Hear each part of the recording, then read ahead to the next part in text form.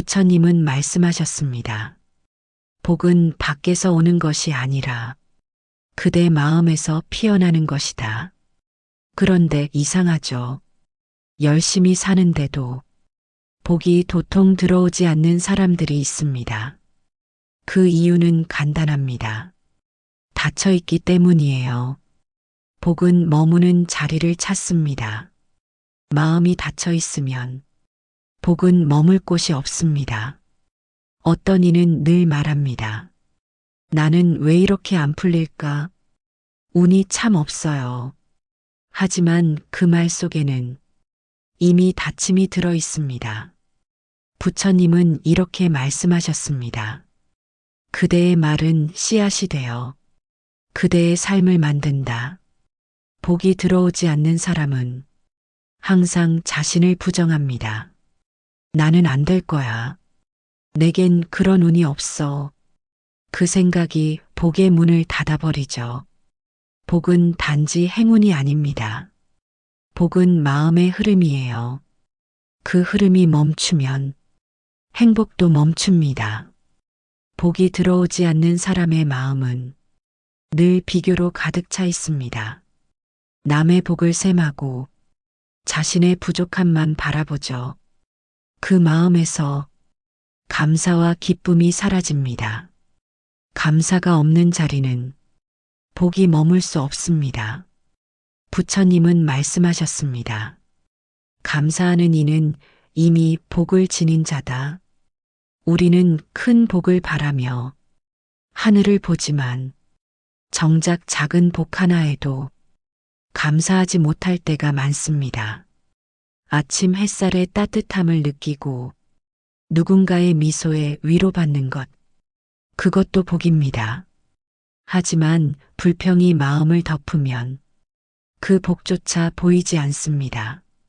복이 들어오지 않는 사람의 공통점, 그건 마음이 늘 부족에서 출발한다는 점이에요.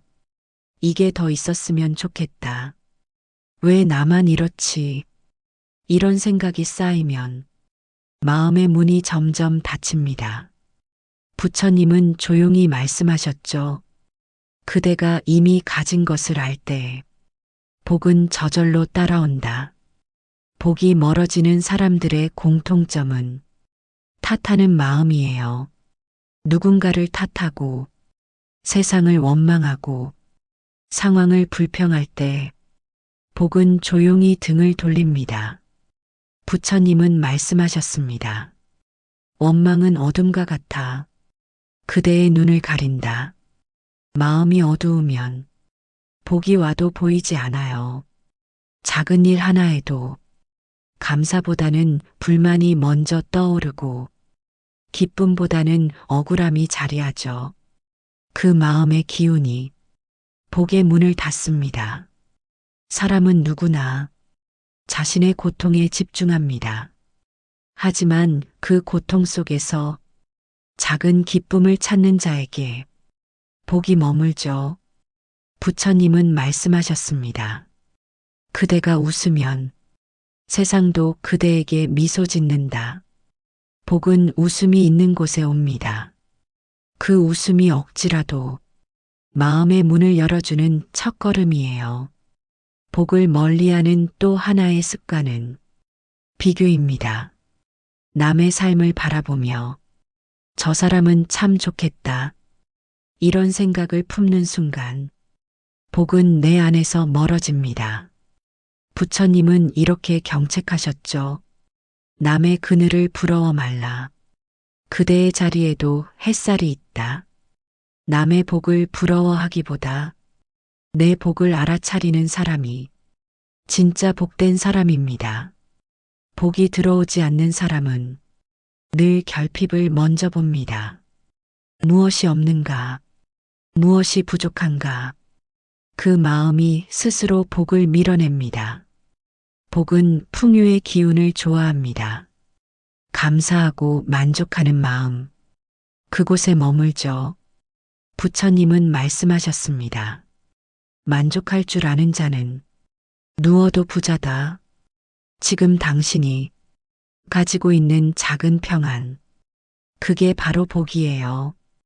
그걸 느끼는 순간 당신의 마음에 새로운 복이 들어오기 시작합니다. 복이 들어오는 사람은 먼저 마음이 부드럽습니다. 부처님은 말씀하셨습니다. 복은 흐르는 물과 같아서 높은 곳을 피하고 낮은 곳으로 흐른다. 교만한 마음엔 복이 머물지 않습니다. 겸손한 마음이 있을 때 복은 자연스럽게 흘러듭니다. 복을 부르는 사람은 누군가를 향한 말과 생각이 따뜻해요. 칭찬을 아끼지 않고 감사를 표현하죠. 그 말 한마디가 자신의 마음을 밝히고 타인의 마음을 열게 합니다. 부처님은 말씀하셨습니다. 그대가 내뱉는 말은 곧 그대의 복이 된다.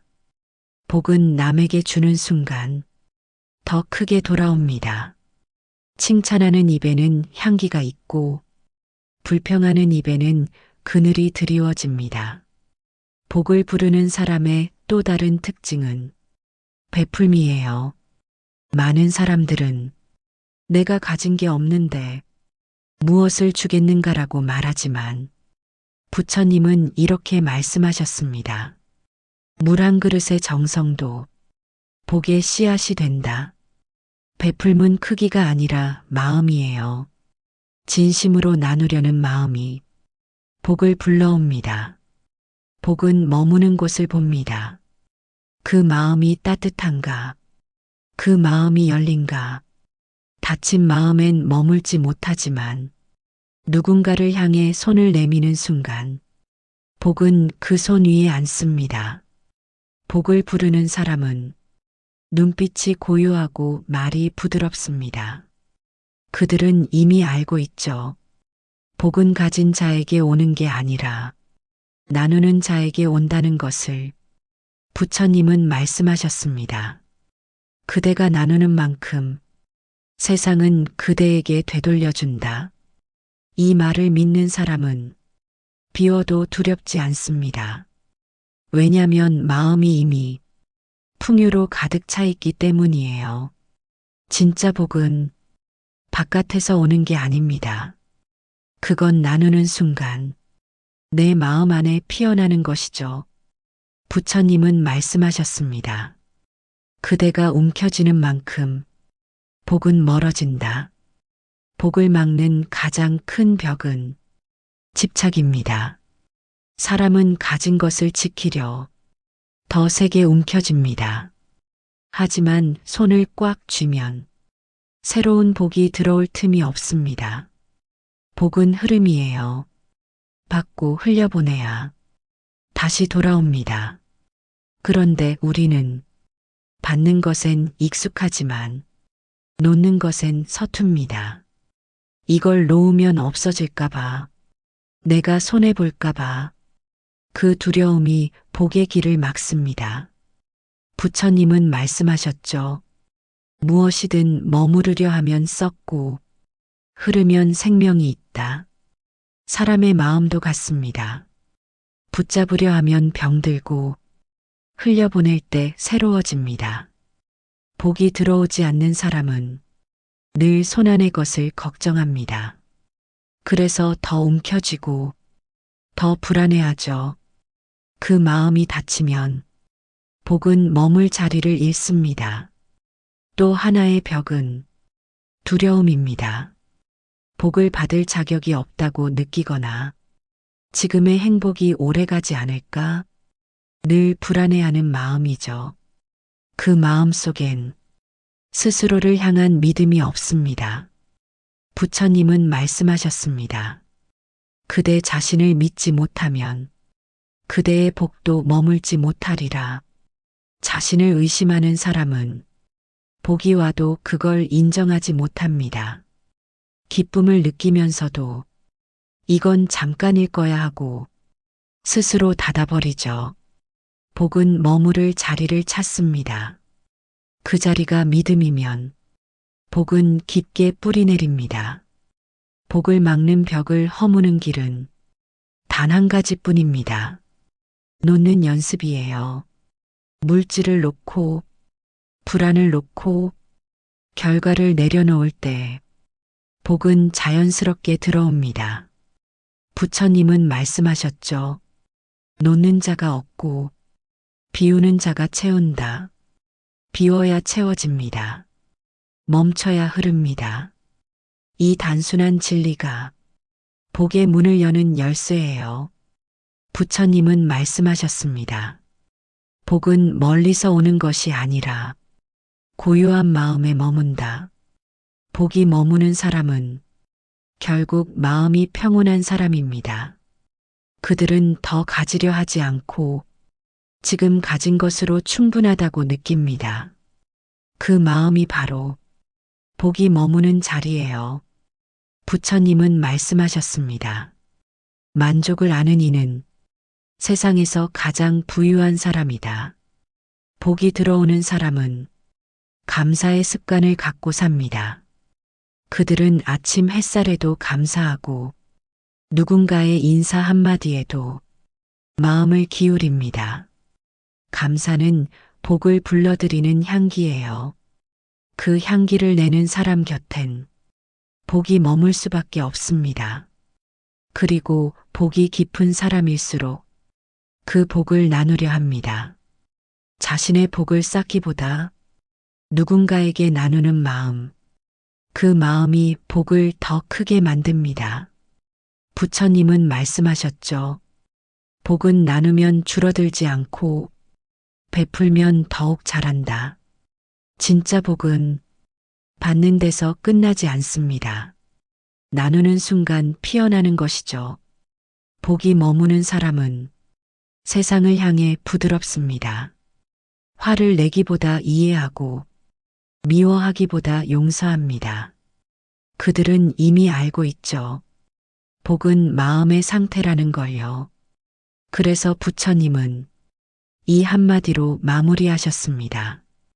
그대가 자비로우면 세상은 이미 복으로 가득하다. 복은 눈에 보이지 않습니다.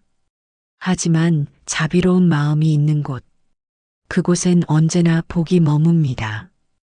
그러니 이제 복을 쫓지 말고 복이 머물 수 있는 사람이 되세요. 당신의 말이 부드럽고 당신의 눈빛이 따뜻하며 당신의 마음이 고요할 때 그때 이미 복은 당신 곁에 와 있습니다.